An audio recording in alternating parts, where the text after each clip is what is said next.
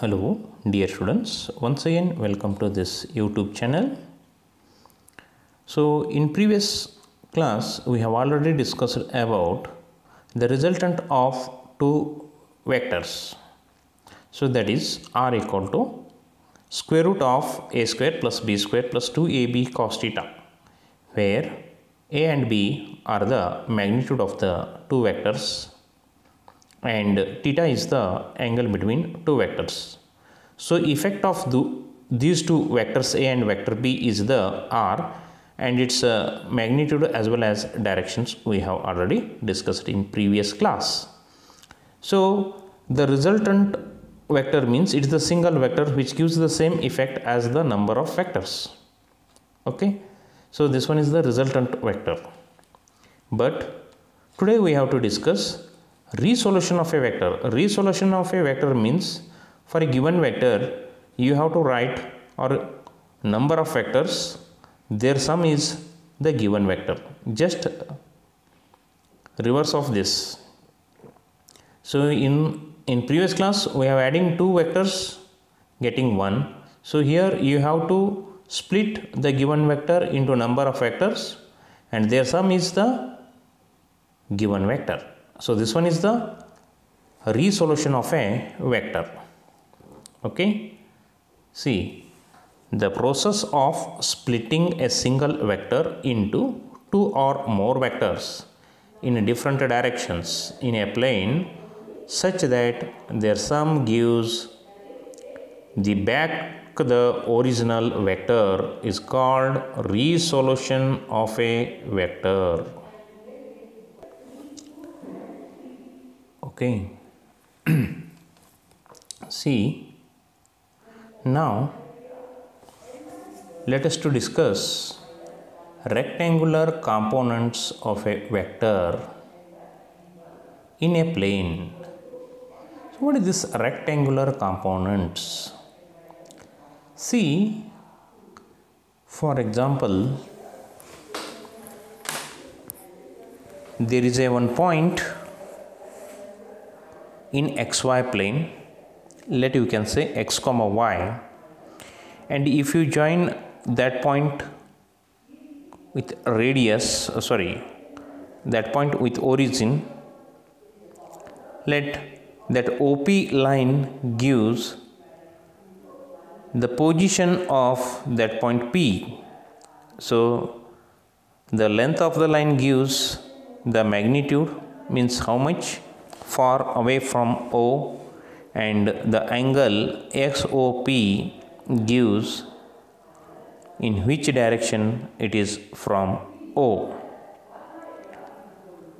So by knowing about this, let us to discuss this rectangular components of a vector in a plane. So means you have to draw two vectors and these two vectors are perpendicular to each other and their sum is the given vector, and these vectors are called as the rectangular components. Okay. When a vector in a plane is resolved, means splitted into two components at right angles to each other, the component vectors are called rectangular components of the vector. Consider a vector A that lies in xy plane as shown in the figure. See here that line, okay, that blue line, okay, indicates the vector A, which makes an angle theta with x-axis. Clear? Okay. So now we have to draw lines from the head of A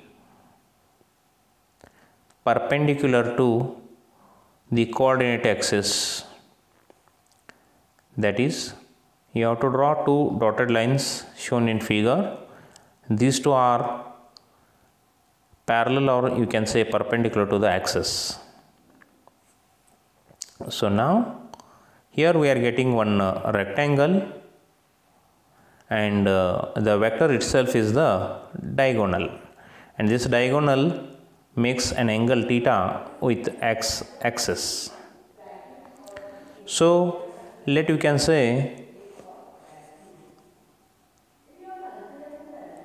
the vectors, you have to choose two vectors a1 and a2 such that vector a1 plus vector a2 equal to the given vector a. So now our aim is to calculate the vector a1 and a2. How to find out these two vector a1 and a2, and their sum is equal to the given vector a. Okay. So now this a1, which is parallel to x-axis, this a1 is parallel to x-axis, that we can say I cap. What is this I cap? I cap is the unit vector which is used to indicate the direction, and I cap is the unit vector along x direction. So instead of vector a1 is parallel to x-axis, simply we can say a1 is parallel to I cap. Is it clear? So the use of unit vectors. Similarly, the vector a2 is parallel to y-axis, and that we can say a2 is parallel to j cap. Is it clear? So now we can write a1 as ax, means length, I cap is the direction. So magnitude is ax, direction is I cap.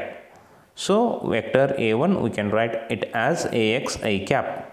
Similarly, a2 equal to vector a2 equal to ay j cap. What is this ay?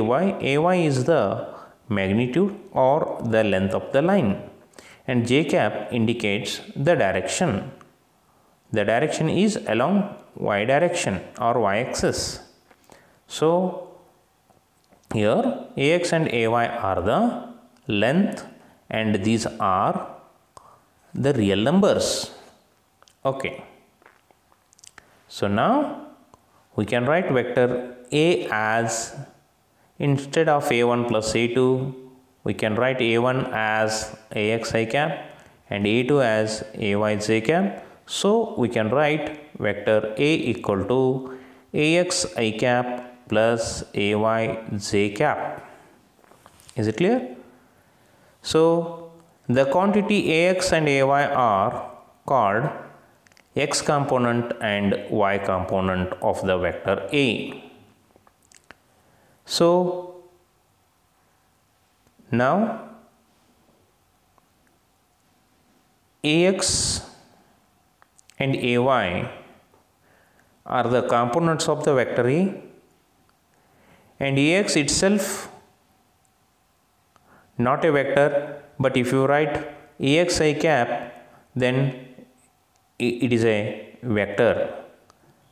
Only ax means it is a number. If you put in front of that ax I cap, means that gives the direction along x direction, and the magnitude of the I cap is 1 only. So hence the use of I cap is only to indicate the direction. So ax I cap is the vector. Similarly, ay j cap is also the vector. Is it clear? Okay. So now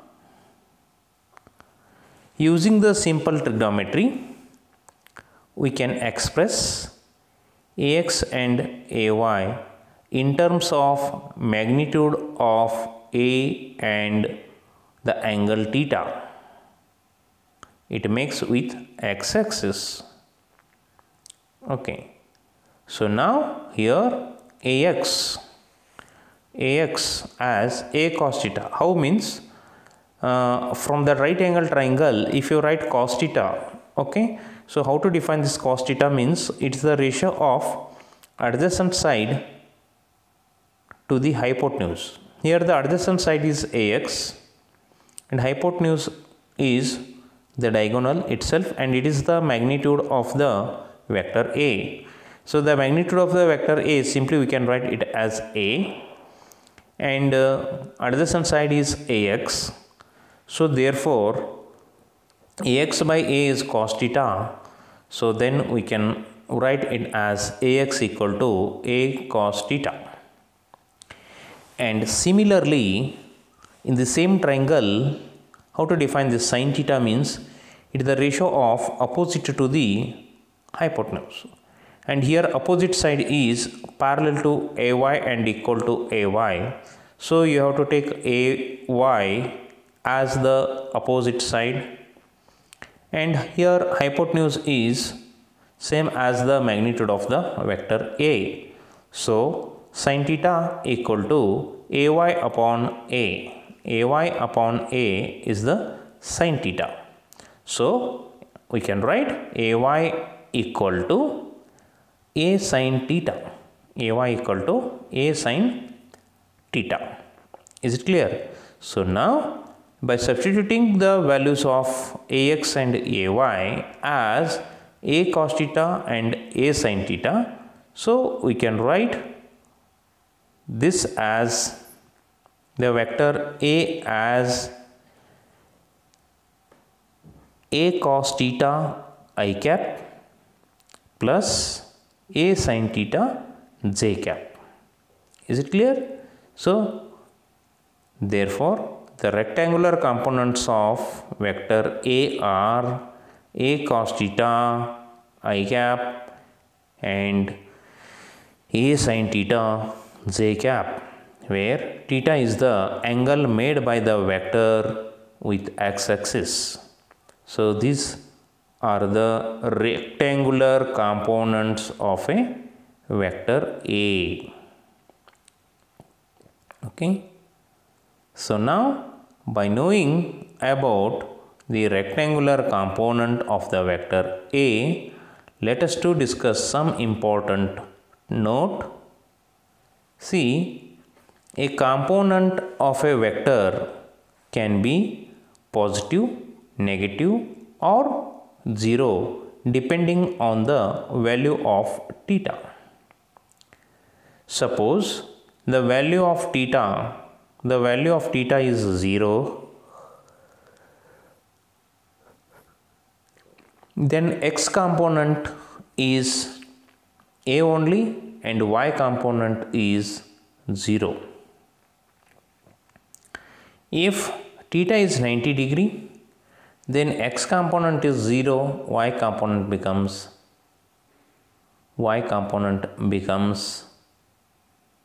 what happens?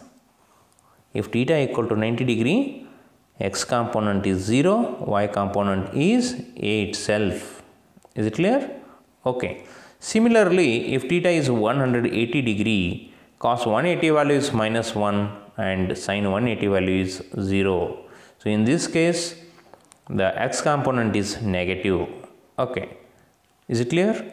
So now if A and theta are given, Ax and Ay can be obtained by using the above equation, that is Ax equal to A cos theta and Ay equal to A sin theta.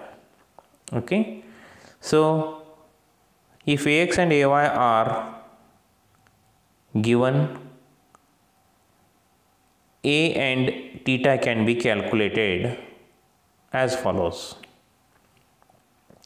Suppose Ax and Ay are given, so Ax square plus Ay square is A cos theta whole square plus A sin theta whole square, that is A square cos square theta plus A square sin square theta. So in this A square is common and we can write it as A square inside the bracket cos square theta plus sin square theta, and all of you know cos square theta plus sin square theta is 1. So A square into 1 itself is a square. And similarly, this tan theta. So instead of sine and cos, if you define tan theta in previous figure, so tan theta is the ratio of opposite to the adjacent side. So opposite side is y component, that is ay, and adjacent side is the x, magnitude of the x component, that is ax.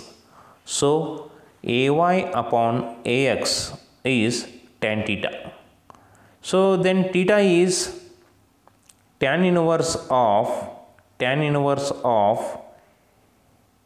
ay upon ax, tan inverse of ay upon ax.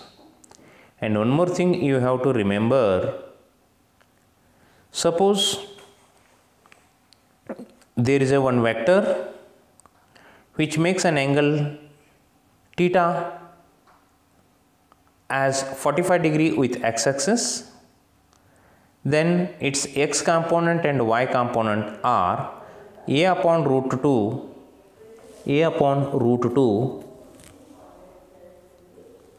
plus I cap plus a upon root 2 j cap.